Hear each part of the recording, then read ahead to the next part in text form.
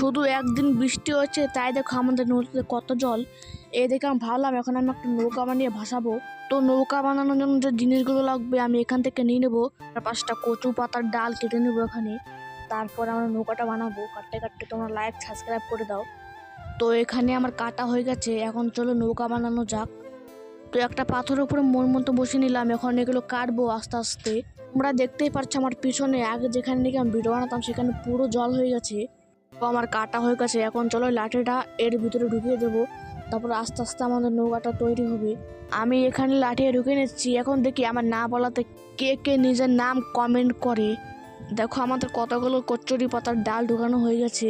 তো 8টো হলেই হয়ে যাবে। তো আমাদের সব ডাল ঢুকানো হয়ে গেছে, এখন এখানে একটা ঝান্ডা লাগিয়ে দেবো, তারপরে এটা ভাসবে নদীতে। তো আমাদের নৌকা তৈরি হয়ে গেছে। তা কত সুন্দর একটা ঝান্ডা লাগিয়ে দিয়েছে। এখন চলো ভাসিয়ে দেখি আমাদের নদীতে কিরকম ভাসে। বন্ধুরা আমি নদীতে নেমে পড়েছি, এখন চলো ভাসিয়ে দেখি এটাকে। দেখো বন্ধুরা কত সুন্দর ভাসছে আমাদের নৌকাটা, আর কত স্পিডে যাচ্ছে তাই দেখো তোমরা।